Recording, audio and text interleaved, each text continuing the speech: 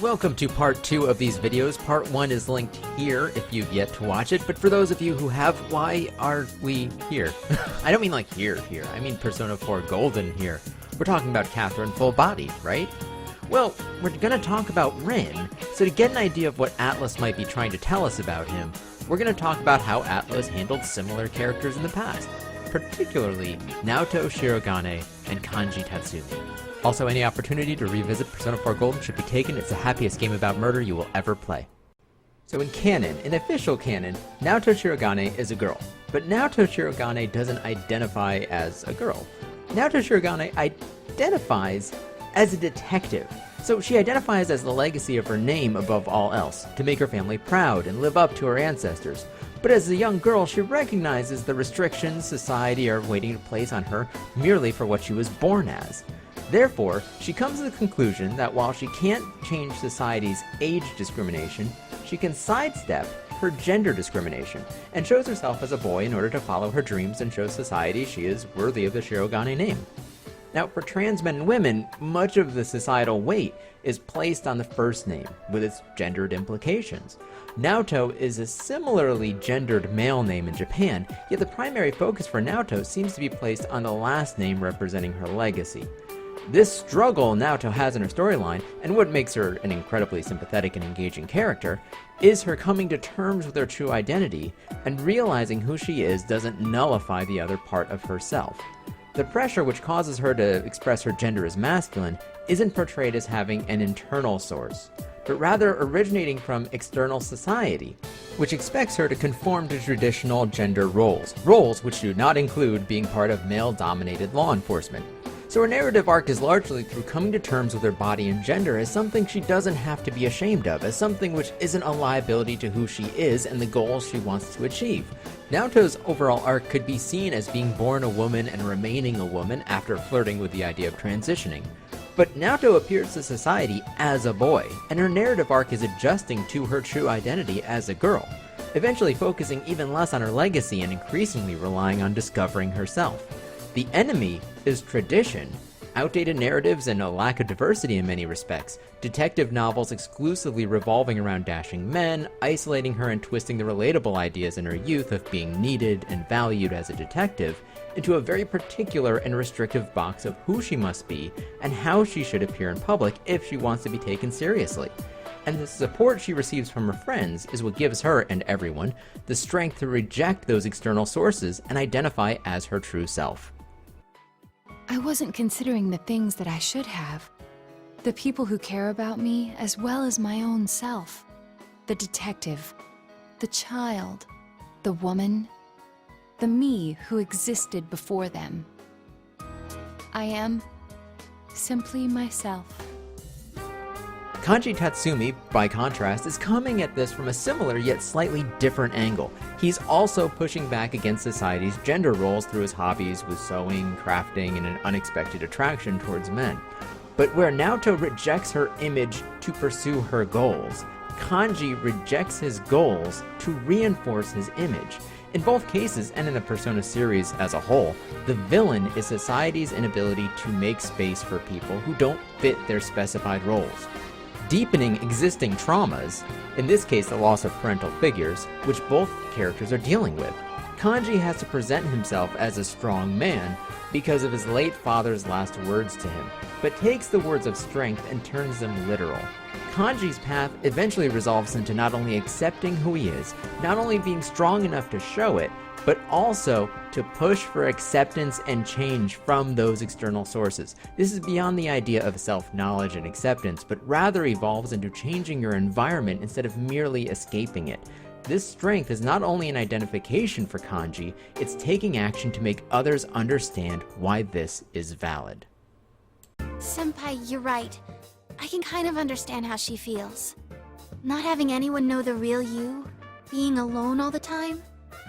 Even when someone's friendly to you, you feel like there's something wrong. If I didn't meet all of you, I might have thought the same as her. Same shit with me. I was always being misunderstood, so I toughened up and started biting back. I was scared that no one would accept the real me if I ever showed it to them. In the end, I couldn't even admit it when I was showing myself. Pointless. Yeah, Yeah, we're all like that. Everybody's suffering in some way. Yes, but we were able to change. No matter how much we hated ourselves, we were able to face it and accept it. Because we had dear friends.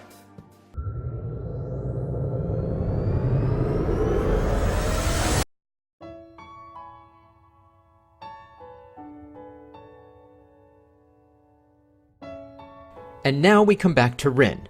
And specifically, this is why Rin's inclusion in Full Body is so important.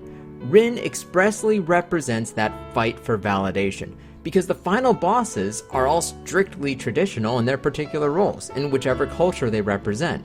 With Thomas Mutton boiling love and relationships down to procreation and strict roles for everyone involved, and in Full Body, Rin's brother outright forbidding Vincent and Rin's love to the point of wanting to re-educate Rin and eradicate these human deviants to keep this love from taking place. But before Rin, there wasn't really an avatar in the game to represent the opposition to this black and white view of gender. Now, you could rule the underworld with Catherine, with a C, or Vincent can go live in space, but both of those require him to leave society and his friends entirely. It's not changing the view of your role in society, it's escaping it. And as we saw in Kanji's path, the goal is not just telling others to get bent and separating yourself from society, it's to push understanding as well. It's not isolating, it's engaging. Rin's inclusion in the story allows the option for Vincent and Rin to change those around them towards acceptance, this new path bringing everyone along with them. In Rin's ending, Erica and Toby not only remain together, but Toby expands his own thinking, and at the very end they even try out for wrestling. Johnny finally finds his long-rumored soulmate with an alien. Orlando stops seeing himself as a victim, and Catherine, with a K, pushes forward with a career that she loves. Vincent is somehow on a tour of the universe itself, but doesn't lose the friends who helped and supported him. Everyone is brought together and forward in a sense of real understanding. Rin's central focus is so important that the new endings for Catherine with a C and Catherine with a K are explicitly activated through Rin's ability to open their minds beyond the societal roles they've been given. Catherine with a C realizes she doesn't have to be a demon, she can live a human life with the person she loves. Catherine with a K realizes she doesn't have to be married at all. She can find her self-worth in whatever way she chooses, no longer restricted by the roles other people have expected for her. Even in the ending where Erica has yet to transition later in life, there's the indication it's going to happen soon, and this time with Toby's knowledge. Instead of Toby changing towards Erica, now it's the other way around, but the end result is still presumed to be the same. Now, how does Rin do this? With a piano dummy? Yes, but I think there's something more, and it has to do with how Rin presents.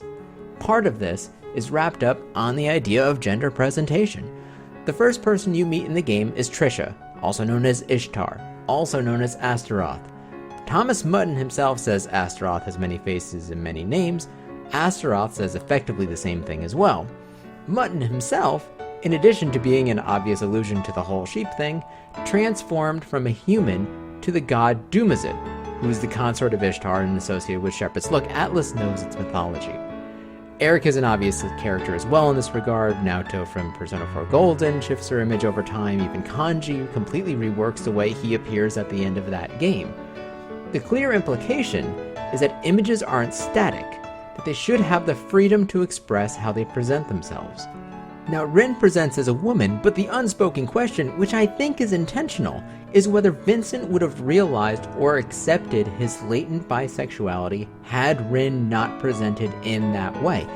Now, maybe Vincent would. Maybe if Rin had been a tall, bearded man with the same words and the same support, Vincent would have the same reaction. Or maybe Rin's non-threatening presentation was what Vincent required to break down his walls reinforced by society's gender norms, and realize that maybe it's the person more than the gender. That Rin's gender presentation was effectively the piano for Vincent, that he wasn't charmed by magic or technology, but acknowledging that the right image can teach us about what we might overvalue in our lives. Now, images similar to Rin have been in media countless times as something to be avoided, to deceive, and to make straight men fearful. People similar to Rin have been the victims of horrifying violence and murder in real life. But what if these images are reclaimed as ways to understand ourselves better?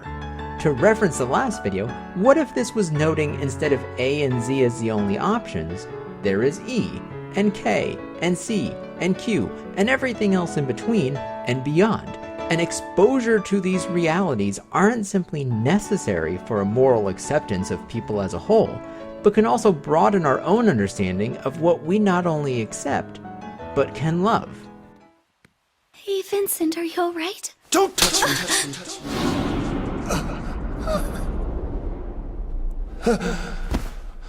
I'm sorry.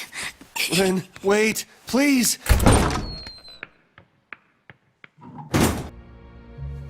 Shit. I fucked up.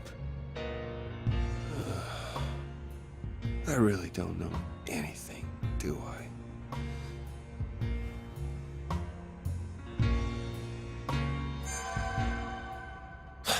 Sitting here is not gonna fix anything. I gotta go apologize. I'll be the first to say that Atlus had made some really bad decisions in how they've treated transgender and gay characters in the past, including in the original Catherine. But nothing with Rin and Vincent is forced. There's no attempted seduction, no jokes. When Vincent lashes out in shock at accidentally finding out Rin's gender, everyone appropriately realizes what a terrible thing Vincent's done, including Vincent. Rin was extremely respectful and had avoided mentioning anything because Vincent had a girlfriend. Rin is even treated seriously when everything around him is absolutely crazy, down to the resemblance of his fellow aliens to a particular part of the anatomy. When Vincent asks the obvious question everyone playing the game is thinking, if Rin looks like one of those aliens as well, he pauses and then answers his own question that it doesn't matter, because to Vincent it doesn't, and he's the only one who needs to answer that question. Now, it'd be easy to look at full body and say the player determines what's what. They can choose to be tolerant or less so, it's fine, and that's why we have to answer so many questions during this game. But the game absolutely has an opinion on things as well. The voice the game uses is Rin's. And I think this is an extremely optimistic direction for Atlus going into the future, and I'm looking forward to the next game because hopefully they can use this as a foundation instead of just a welcome addition.